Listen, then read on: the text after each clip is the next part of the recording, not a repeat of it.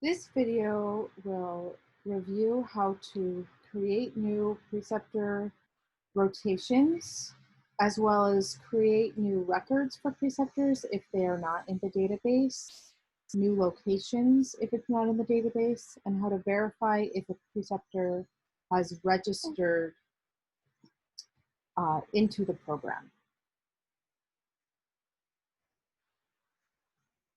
The first section we will review is creating new rotations with established preceptors. The first thing we're going to review in our Preceptor Tax Credit database is how to enter a rotation for an established preceptor.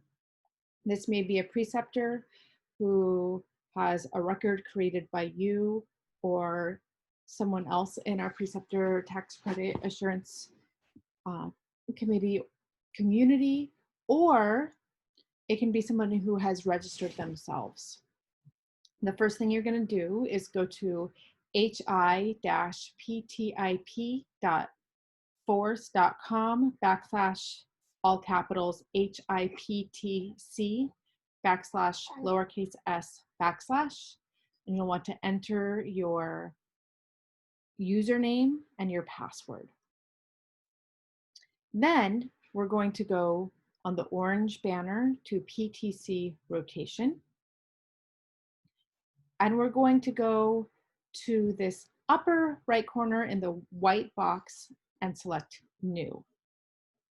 Here, and you can see it automatically starts popping down people.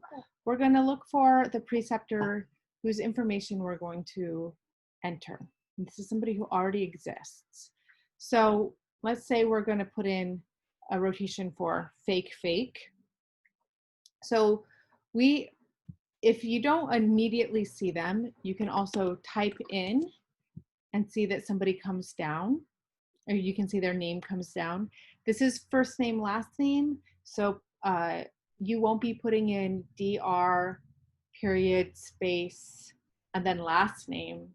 You'll be putting in, you won't put in Dr. Fake. You'll put in fake for their first name and their last name. You need to put in all the information that has a red star next to it. So we have their preceptor. We know their site is 1234 fake address. And we know that this is for, let's say we're doing it for jabs and pediatrics. And we have a start date of December 1st, an end date of December 31st. And we know that they will complete 5 hours. For the purposes of entering rotation data, if your program knows exactly what the agreed upon time is, then you can put that information in September, even if they're going to finish in December. So if you know on December, I'm making this video on December 11th, but I know that this fake rotation is only going to have 5 hours, you can enter that information in advance.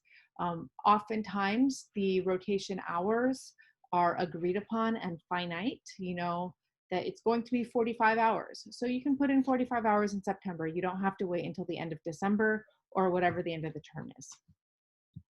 The license for this person, let's say, is other, and the student type is nursing, and I'll put in myself, but I'll put in fake, just so we can find this record and delete it later. That's all you have to do if you already have an existing preceptor and location.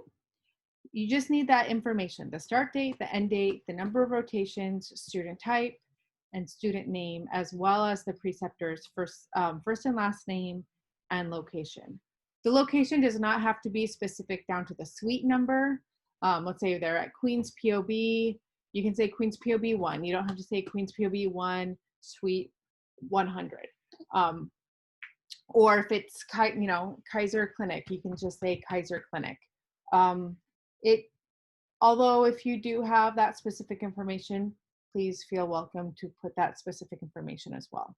The reason why the preceptor site information does not have to be specific is because when for tax credit purposes, we email the tax credits to the preceptor at their preferred email address, and we also have their preferred mailing address. And so we use that information to reach out to them. We know providers may work at multiple sites, and so you do have some leeway there. Once you have completed this information, click Save. And you now have completed your data entry for a preceptor that has already been put into the system, either because somebody else created an account or because they've registered themselves.